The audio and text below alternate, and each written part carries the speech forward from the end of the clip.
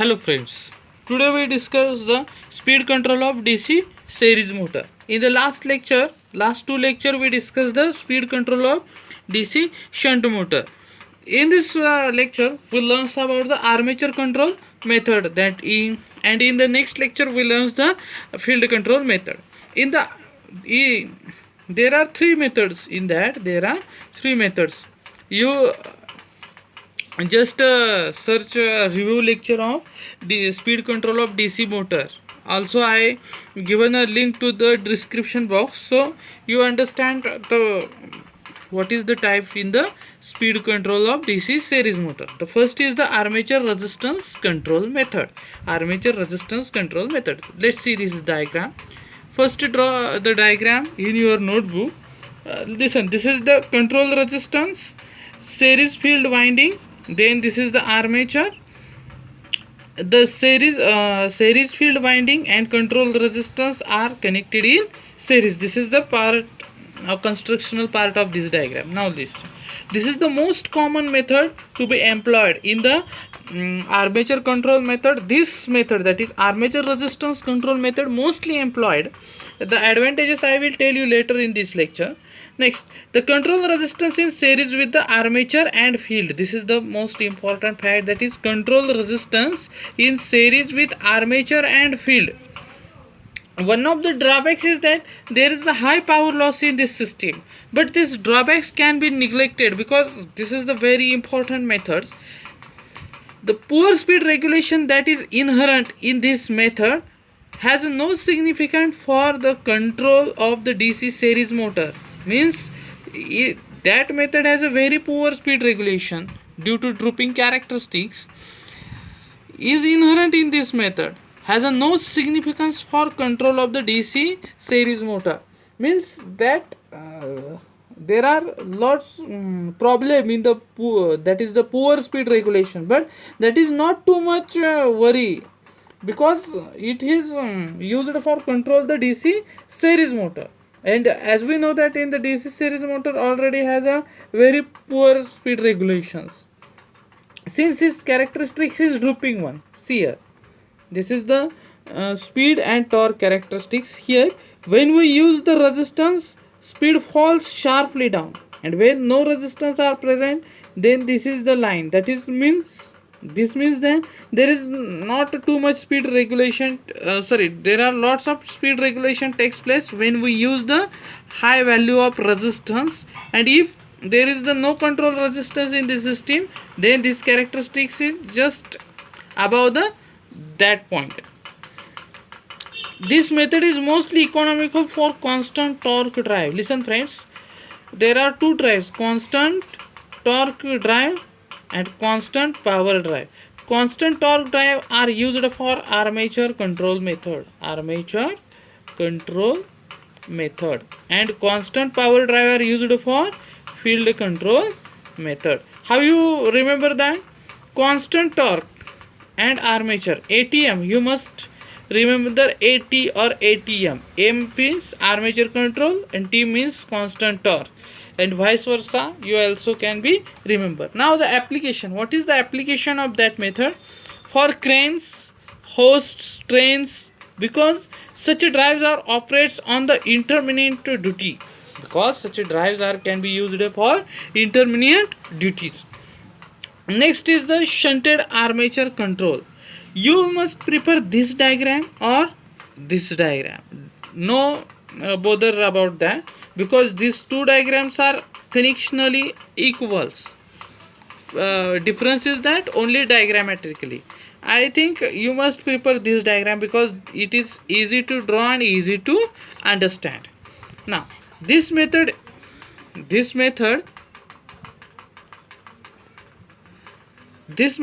used to give the slow speed at light load.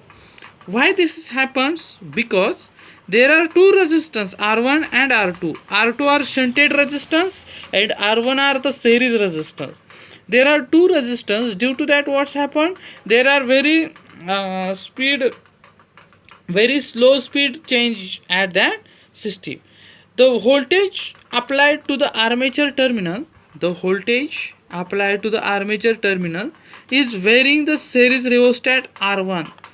Voltage applied to the armature terminal is varying the series rheostat R1. Means what?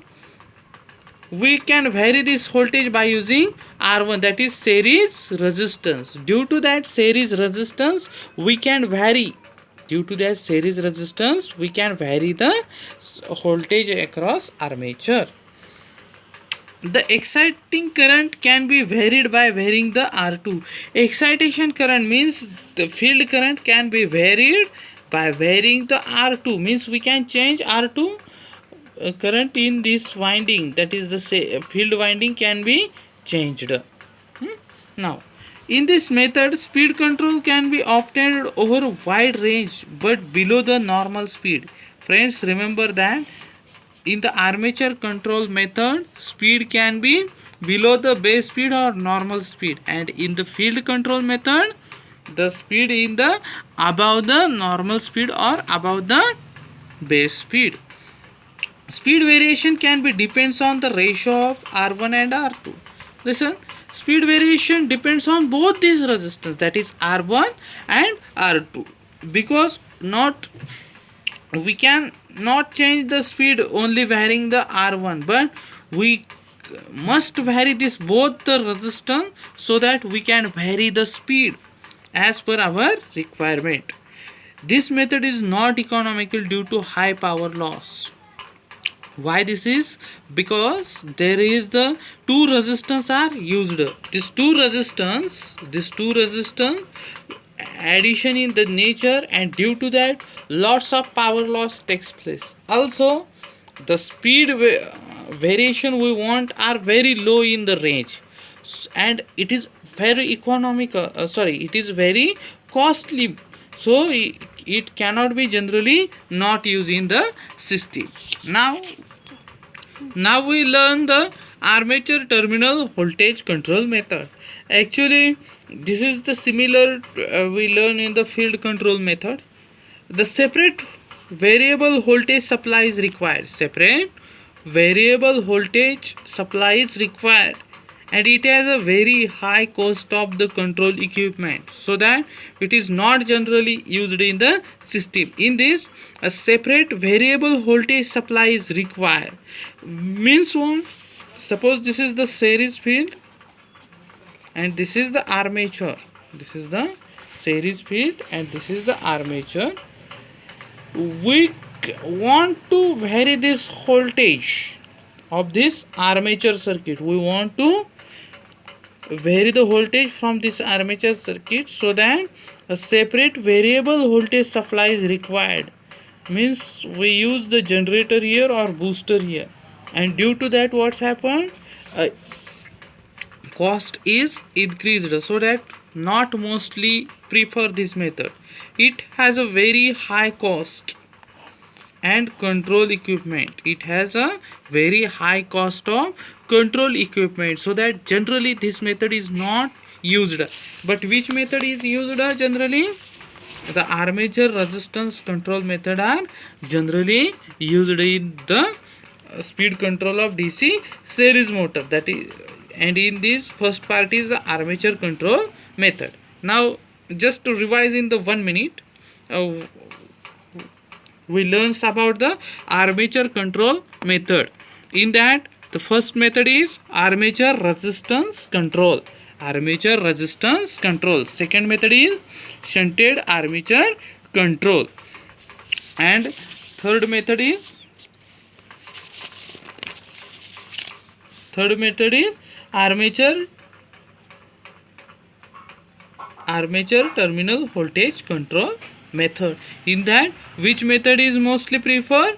You write in the comment box. Thank you so much. Hello friends, please like, share and subscribe the Electrocrux YouTube